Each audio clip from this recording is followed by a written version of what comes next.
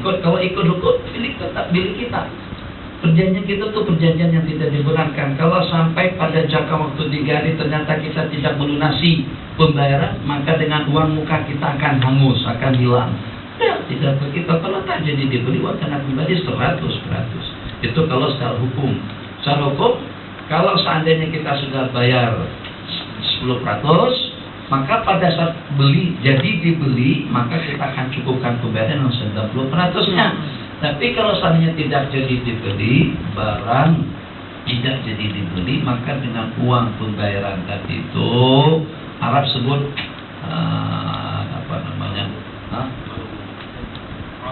arbun, Arab sebut arbun. Kalau kami sebut cikram. Jadi sebut sekarang bahasa dipi uang muka. Jadi dengan uang mukanya itu akan kembali kepada si pembeli. Tapi kita buat persyaratan semacam itu. Kalau dalam jangka 3 hari tidak boleh melunasinya. Kalau dalam jangka seminggu tidak bayar, maka dengan uang muka itu akan hangus. Tidak boleh. Jadi dalam Islam lebih daripada itu, kita punya hak untuk mengembalikan barang, untuk ikhalah dengan barang yang sudah kita beli. Ada si bang, keluar bang. Tangannya terus sakit. Tapi untuk melaikan antum tetap bercakap. Tak antum juga bercakap. Oh silakan keluar. Bos, kenapa keberatan tak keluar? Data ikut ada kita. Kamu sudah sejak pada awal duduk tidak keluar. Ikut tertib kita oke. Tapi anda bersimbang, masya Allah tidak beraikan. Abang bertanya, kita kena raikan pertanyaan dia tanya tentang apa? Mungkin juga akan berlaku dengan kita sendiri. Adalah istilah hormat menghormati. Makasih. Allah. Oke. Jadi ingat deposit uang bayar. Kalau seandainya secara hukum nih, bukan secara ekonomi kita sekarang ini, secara kapitalis. Ya iman secara kapitalis, iman secara sosialis, bukan secara Islam secara 100%. Sehingga kejanggalan-kejanggalan yang berlaku dalam sistem kapitalis itu kita mau islamisasikan, tak boleh. Seperti dengan istilah keuntungan atas angin. Tak ada jawab kabul. Ada dengan kita melalui layar internet. Jadi kita ikuti perkembangan barang yang diproduk di luar negeri, beras, kopi dan yang sebagainya. Istilah keuntungan di atas angin. Kita beli, tak ada serah terimanya. Beberapa saat kemudian ternyata beras naik, kopi naik, kita jual kembali, kita dapat untung, sudah masuk keuntungannya dalam account kita. Itu Yahudi yang punya perekonomian. Macam juga dengan model marketing, itu ada subhannya dengan kita seperti dipaksakan untuk membeli kepada syarikat yang berkenaan. Kita akan dapat bonus kalau kita berbelanja pada tiap bulan sekian persen. Satu, kemudian kita dapat bonus lebih kalau pada saat kita sudah punya ahli di bawah. Ahli kita punya ahli lagi, semakin banyak ahli seperti naik. Sama-sama dengan kita mendapatkan keuntungan atas derita orang lain. Kalau dia jadi ahli langsung kepada syarikat yang berkenan bukan di bawah kita, dia akan boleh dapat untung lebih banyak. Tapi karena dia menjadi ahli kita, dia hanya dapat potongan dalam 30% saja. Kita dapat 45% karena kita sudah punya ahli. Dia boleh juga semacam mana kita dapat 45% karena dia ada ahli di bawah, jadi dia naik, tapi tidak dengan perantaran kita. Itu syubhat, atau bahasa syubhat ada kejanggalan dalam jual beli model marketing. Satu, kita dalam akad jual beli tidak berbelanja di sini, tidak berbelanja di sana, tidak berbelanja di manapun, kita punya kebebasan. Satu. Kemudian yang kedua, tidak tadi ada ikrah, tidak ada unsur paksaan. Ini yang walaupun tidak dipaksakan, tapi kita tidak dapat bonus. Keuntungan kita itu akan lenyap kalau kita tidak berbelanja tiap bulan. Jadi sistem model marketing tadi itu dapat kita betulkan kalau saya dapat dielakkan benda-benda subah semacam itu. Nah, secara hukum Islam macam mana? Secara hukum Islam, kalau kita membeli barang di Jepun 10 unit Jaguar, maaf, bukan Jaguar, Jepun tak ada Jaguar, 10 unit Lexus. Jadi luar biasa daripada Jepun, harga satu unitnya di Malaysia saya tengok harga sini sudah dalam 700-an, yang baru, yang sekian dalam 400-an ke atas. Jadi kita pesan 10 unit Lexus dari Jepun, barang kita tuh akan sampai ke Poklan nanti pada awal bulan 3. Kira-kira dalam 20 hari ke depan. Boleh tak saya jual? Saya ada 10 unit selamat. Kalau nak satu di Solo, satu ada cadang nak beli Lexus. Lexus L 3000 atau 36 Porsche harganya adalah 300-an, sekarang yang 36. Saya tengok majalahnya lah. Karena tahu lah Lamborghini berapa harganya, Pirati berapa harganya, Aston berapa harganya, Audi berapa harganya, Rolls Royce berapa harganya, Jaguar berapa harganya. Rolls Royce harganya rata-rata dalam 1,9 juta miliar itu saja. Nah, kira-kira dalam 2 jutaan. 2 jutaan beli Rolls Royce, letak di depan di garasi kita, saka 1 biji saja. Kita belikan yang lain Rolls Royce 2 juta, kita boleh beli kancil sampai 100 biji. Tapi depan garasi di depan rumah kita, sampai kita buka kedai kereta kancil. Masya Allah, Jaguar sebiji mahal. Permasalahannya seperti apa? Anda jual. Lagi ada cadangan nak beli Lexus, ada insya Allah. Oke. Jadi kita ijab kabul. Saya jual Lexus 1 unit dengan harga 650.000 RF. Kata Tuan Haji, kau beli. Tuan Haji bayar duitnya itu batil. Jual beli macam itu tidak sah. Kenapa? Sebab barang masih belum masuk lagi. Barang masih belum kita terima. Bila Jaguar, Rolls Royce, Lexus itu boleh kita jual kepada pembeli kalau dengan barangnya sudah sampai ke pokolan dan sudah kita terima surat menyuratnya. Jadi seperti emas ada surat beranaknya. Nah, jadi surat menyuratnya sudah kita terima, kodenya sudah kita terima, baru boleh kita jual kepada orang lain.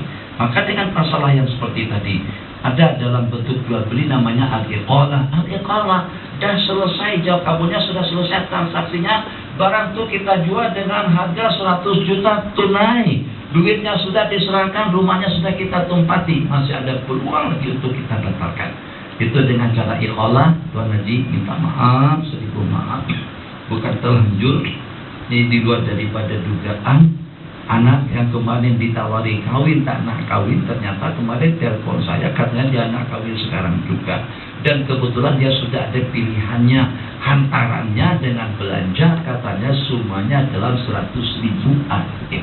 Jadi saya minta kebaikan daripada Tuan Haji untuk menggagalkan ijab kabul jual beli rumah semalam itu. Jadi maksudnya dia nak ambil dari duit yang 100.000. Secara hukum ada istilah iqalah. Dalam sistem perekonomian kapitalis, kalau sudah dijual sudah tidak bisa kembali, tidak bisa pembatalan. Nah, kita tidak semacam itu, ada khiyar 3 hari. Kalau nanti selepas itu saya buat balik dulu, harganya oke, kita sudah akord, tapi anak minta jangka waktu 3 hari. Kalau keluarga semuanya sepakat setuju, jadi dibeli. Kalau tidak setuju, barang akan saya kembalikan. Ternyata sistem seperti ini masih ada lagi di negara-negara maju. Dikatakan seperti di Amerika, barang kita beli, kita pakai, kemudian kita kembalikan, kita buat alasan apa saja. Tapi itu ada usul penipuan, alat kolekal. Jadi muamalah secara Islam itu lebih tepat dan juga lebih bijak, sampai-sampai dengan kita dituntut untuk memaklumkan segala kekurangan, kecacatan yang ada pada barang yang dijual. Itu tidak berlaku dalam dunia jual beli sekarang. Jual beli sekarang tuh dipuji-puji, disanjung-sanjung, di barang produk yang terbaik. Nggak ada. Kalau kita datang ke kedai itu gimana? Oh, ini yang paling bagus. Ada yang lebih bagus? Nggak ada. Tapi dia juga bahasa kinayah. Maksudnya tak ada untuk di kedai dia, ada di kedai orang lain. Nah, itu penipuan juga lah. Kita tidak jujur. Jadi sebenarnya dia tidak terlalu berdusta. Itu namanya tauriah. Assalamualaikum. Waalaikumsalam. Terus kita pun keluar. Cuma hati kita sudah menolak. Jam-jam begini kita nggak berehat, lenguh, panas, letih. Takkan ada orang menamu, datang sebagai tetamu pada pukul 3.30 petang. Masa kita nak berehat sejenak? Masa kita nak mandi kemudian tidur? Datang tetamu pada waktu itu. Rupa-rupanya tetamu yang datang tadi itu tidak kenal kita, hanya kenal nama saja. Waalaikumsalam Pak Haji. Namanya Ustaz Nur ada. Kita pun tergamam sedikit. Ustaz Nur ada. Kita katakan tadi kayaknya keluar. Tadi itu, jadi kita tadi berdiri di sini. Kita pun Ustaz Nur masuk anta sinur kan? Ya, Ustaz Nur baca. Tuh tadi ada di sini. Tadi ada di sini. Tadi ada di sini sekarang. sekarang sudah pindah ke tempat lain. Di sini oh ya, jadi agak-agak bila datang kalau Tuan Haji nak berjumpa beliau, mungkin nantilah lepas maghrib. So kira-kira kita berdusta nggak? Tak dusta. Sebab kita katakan tadi ada di sini. Tadi kita yang berdiri di sini, kita berdiri di sini. Lepas kita pastikan orang tidak kenal kita, terus kita berpindah daripada tempat tadi itu. Kita katakan tadi barusan tadi sama sih. Kalau sekarang, maksudnya sepertinya sekarang, entahlah sekarang dan pergi kemana, kan begitu mafhumnya. Akhirnya tetamu tersebut jadi. Karena yang berkenan tidak ada di tempat. Jadi kata Imam Syafi'i, pada saat Imam sudah ditanya tentang Quran, apakah makhluk atau kadim? Berkata kadim, kena pancung leher. Berkata makhluk, bebas daripada hukuman. Jadi kata Imam Syafi'i, Quran, Injil, Zabur, Taurat, keempat-empatnya ini makhluk. Akhirnya bebas. Jadi kata Imam Syafi'i yang saya maksud 4 jari itu yang makhluk. Bukan Quran, Injil, Taurat, Zabur, yang 4 jari itu yang makhluk. Bukan itu namanya tahu. Assalamualaikum.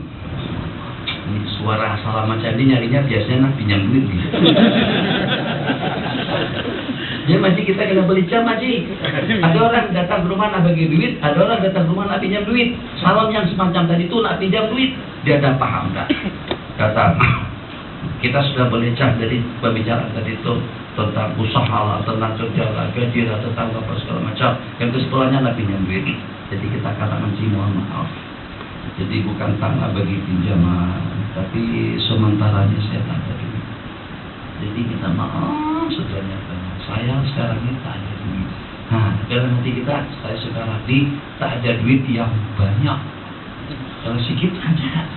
Kita kata sekarang ini saya tak ada duit. Maksud kita, saya tidak ada duit yang banyak yang boleh saya pinjamkan. Itu namanya tauriah. Tauriah semacam itu menurut ulama boleh, tapi dia separuh berdusta. Jadi kalau dusta itu anak dusta, bukan bapaknya, anaknya saja. Jadi kalau bahasa Indonesia, ramal itu disebut dengan lari kecil. Kita sebut lari anak kan.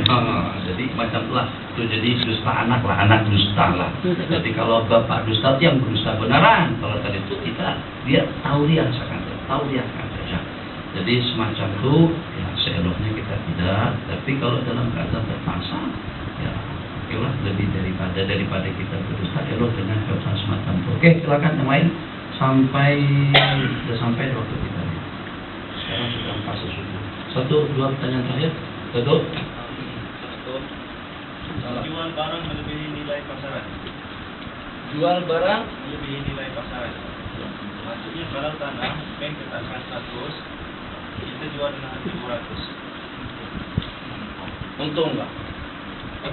Orang Ini tanah-tanah lain menjadi. dia tahu tak orang yang kita juali barang tadi itu tahu tak harga barang itu cuma hanya 100.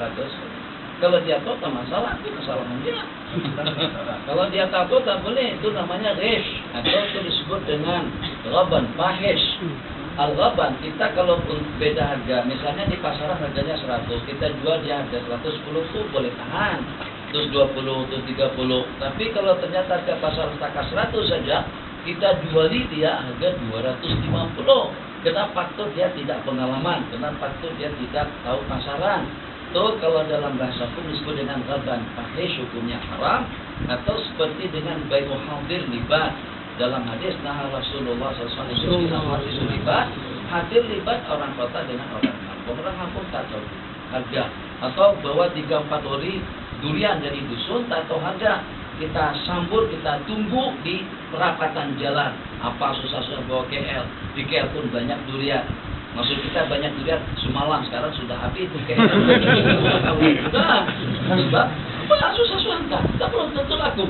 Durian yang hak kemarin itu pun masih belum habis lagi. Maksud kita durian yang hak kemarin yang sudah dibeli sama orang-orang masih ada tersisa lagi di rumah mereka. Itu maksudnya belum habis lagi. Itu tauliah juga. Tapi tauliah setengah berdusta. Maksud kita saja tak mau ke KL. Kalau mau ke KL kita bersaing dengan pembeli.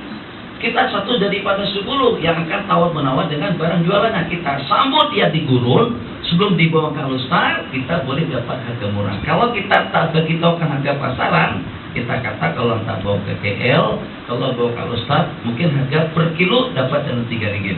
Tapi kalau anda jual dengan anak bantu, tapi anda cuma hanya berani 2 ringgit saja 1 kilo. Mau? Tak masalah. Sebab itu atas restu dan keinginannya dan dia tahu harga. Yang tak boleh kita tidak beritahu harga terus kita beli. Lagi, adakah kita dikira zalim sebab menyebabkan harga tanah-tanah lain akan meningkat dan membebankan pembeli yang lain? Apakah kita dizalim? Apakah kita dikira Zalim. zalim? Sebab bila kita jual dengan harga yang mahal, menyebabkan tanah-tanah lain lebih menjadi mahal dan membebankan pembeli-pembeli yang lain. Ini awak kasih abang buat bukan suruh mengkiaskan, tidak. Asal cerita bai'un najas itu diharamkan, atau kenapa bai'un najas diharamkan? Bai'un najas itu diharamkan karena tujuannya hanya untuk memancing suasana. Jadi ini tender, maaf, kereta yang tadi kan apa sebut? Kereta sitaan, disita nggak? Kereta itu dilelong masa penjualannya, tapi pada masa ditarik sama bengkel. Kereta tarik juga, oke lah. Jadi ini jaguar mahal, dia tak sanggup bayar apa namanya biaya cukainya, harganya kira-kira dalam 1 jutaan, 1,5 misalnya. Di pasar harganya 2 jutaan. Jadi permasalahannya sekarang, kalau pada saat dibawa ke pasar dilelong atau dilelahkan dengan orang ramai, mungkin harga akan tinggi. Dia dikatakan untuk atas angin. Pada masa pelelongan barang-barang berharga, saya dapat ilmu ini pada waktu di muka. Ada Tuan Haji bisnismen ajarkan saya ilmu. Katanya kalau ke Jordan, ke Eropa, mana-mana macam tuh pasaran lelongnya. Jadi Anda cuma cukup modal 1 spek mata hitam, cermin mata yang hitam. Yang kedua bawa bodyguard yang besar-besar 2 orang. Yang ketiga handbag ada yang tukang angkat.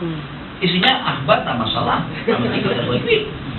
Jadi masuk ke pasaran lelong kereta-kereta mewah, jenis-jenis yang kita injak itu Ferrari, Aston, Porsche, Mercedes S-Class dan yang sejenisnya. Dengar, ternyata ada yang satu anak yang seperti ini 2 juta pun kita dengan perbincangan yang semacam itu. Jadi kita dekati, kita juga dengan guard kita atau dengan bodyguard kita itu simak seperti itu juga. Pokoknya hari ini kita bersaing. Pokoknya kalau sampai 3 juta pun tak masalah, anak tak akan lepaskan kereta ini. Kita mendengarkan perbincangan kita itu dengan yang satu. Mesti jadi dia datang, kasih mana aja.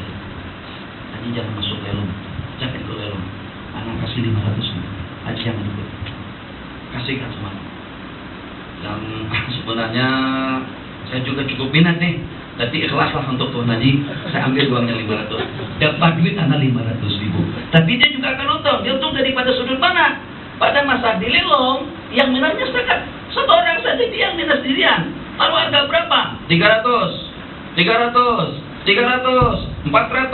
Barang lelong berapa ada harga dijual? Berapa ada tawaran akan dilepaskan? Kalau tadi ada yang bersaing, ya dikira kita memang betul bersaing. Jadi kita kata 500, kata dia 7, bilang 9, juta setengah, 3 juta. Kita tak mau kalah.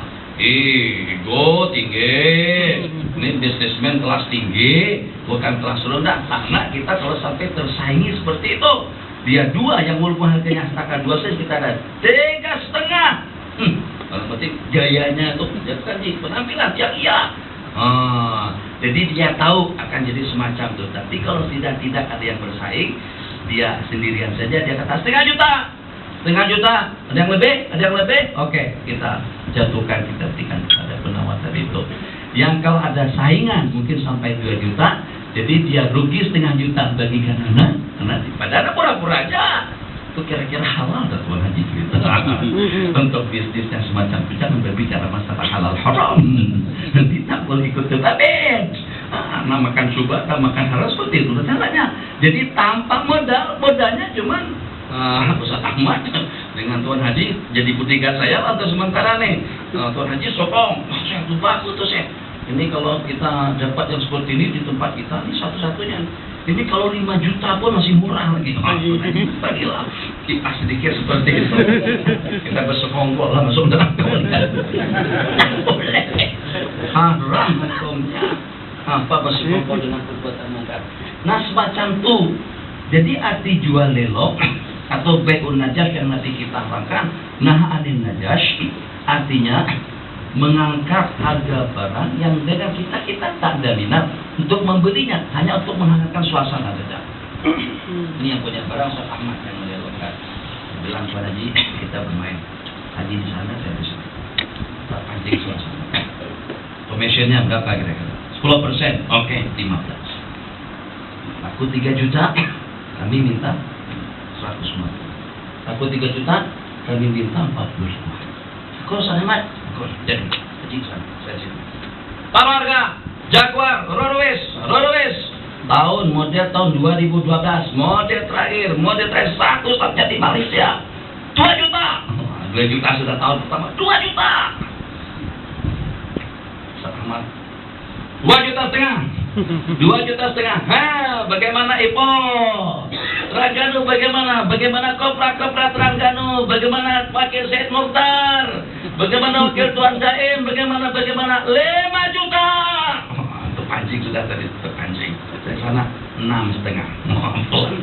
Saya tak menjerit-jerit banyak 6,5. Ketika dia 7, enggak lepas 7. Kita ambil komisinya saja. 7 juta kita dapat komisi 15%, berarti kita sudah dapat tidak kurang daripada dalam 1 jutaan. 7 juta berapa? Kalau 10% kita dapat 700 kan? Ya, dapat 1 juta kuil. Dapat 1.050.000. Astaga sedikit menipu ya. Sedikit menipu tapi masuk neraka tuh.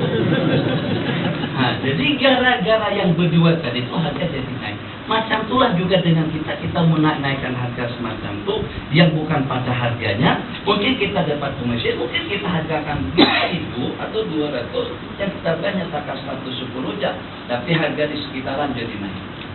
Asbab musababnya kita zalim kita dan santun zalim kita kepada warga yang di sekitar. Sebab harga tanah itu murah gara-gara dibeli dengan harga mahal. Seperti kawan-kawan kita di Mesir, kita mengeluh. Indonesia pertama yang paling tertekan. Kedua, Malaysia. Atas kita Brunei dengan Singapura. Atas kita Singapura dengan Brunei. Kalau Brunei sewa rumah, nah masalah kita. Kita terpaksa ikut gaya mereka. Mereka sewa rumah tak pernah menawar. Jadi kita masih berkira lagi dengan uang $100, kira-kira 300 ringgit satu tempat kediaman. Flat dalam 300-an sewa per bulannya. Kalau udah disewa sama kawan-kawan Brunei, harganya jadi 300. Akhirnya karena sama peseknya, sama corak muka, dikira kita juga orang Brunei. Akhirnya kita juga dapat sewa rumah yang mahal. Jadi sepatutnya kawan-kawan yang dari Brunei itu buat nama lah, Brunei. Orang tahu lain, tahu. Ini jenis yang boleh ditipu, mereka gamah sedikit, berjanji dengan kita. Terakhir, apa ada tetangga orang tetangga jauh nih? Masih ada dah? Oke. Tentang pinjaman Islam sebelum ni, dapat pinjaman saya sendiri lah. Ya. Dapat pinjaman. Ini ke bulanan dia tetap selama 25 tahun. Ya.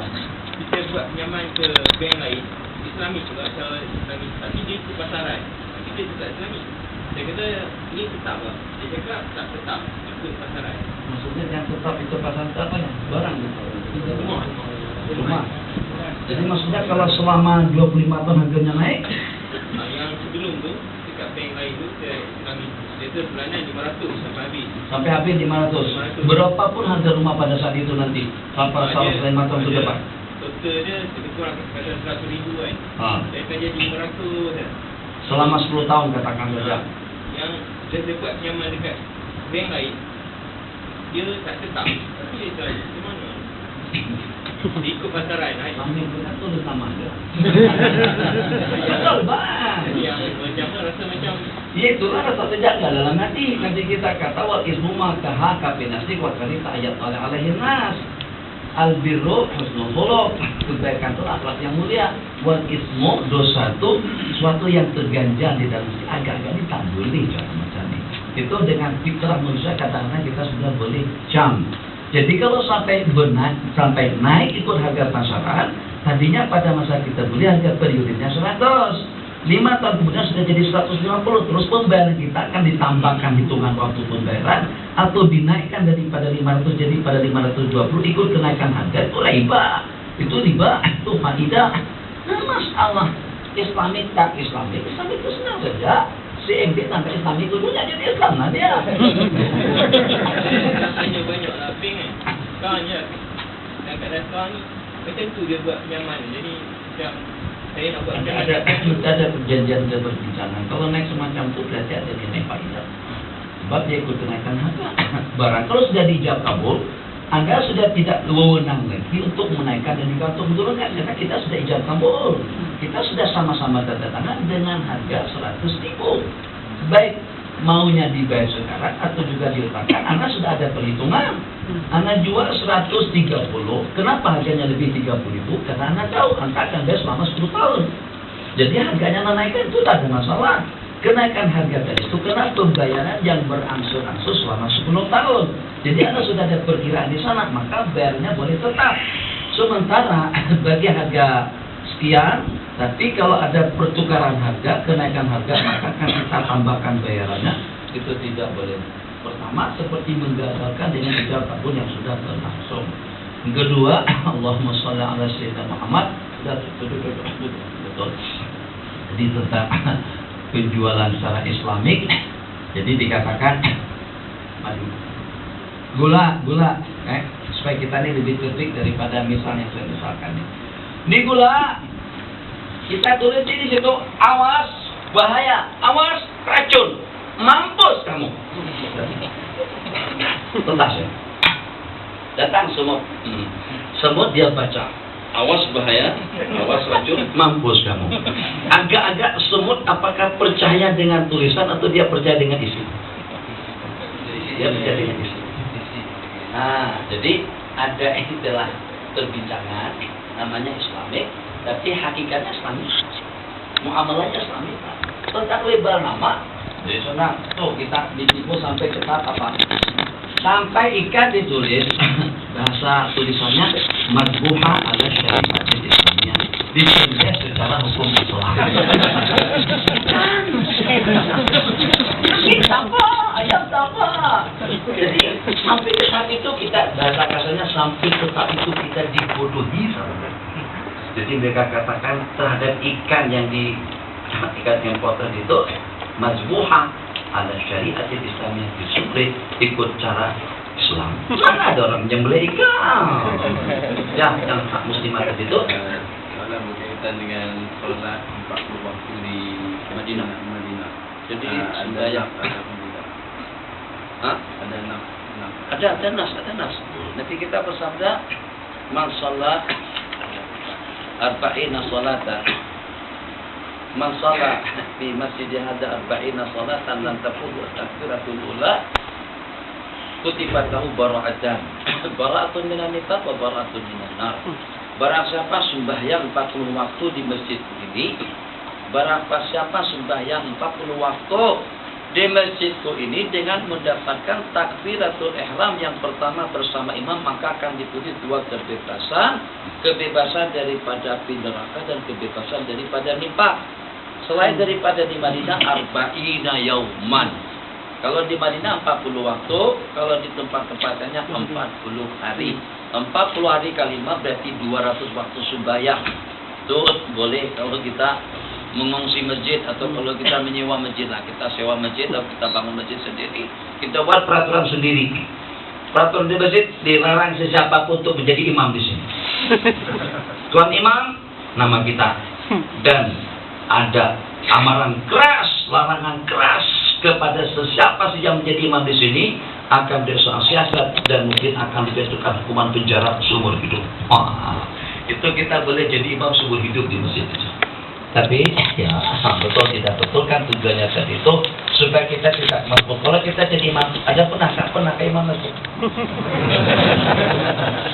Masbuk itu makmum. Imam tak pernah masbuk, imam yang imamin orang.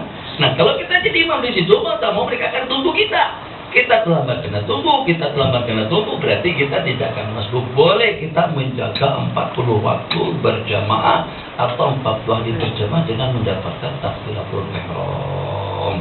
Insyaallah pertemuan akan datang 18 di bulan 3 pagi sampai ikut jadwal. Waktu nanti.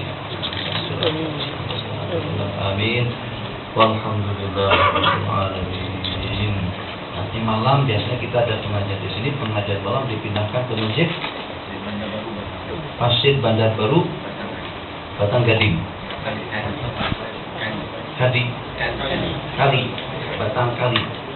Batang Kali. Insyaallah. Mungkin ceramah yang ringan-ringan.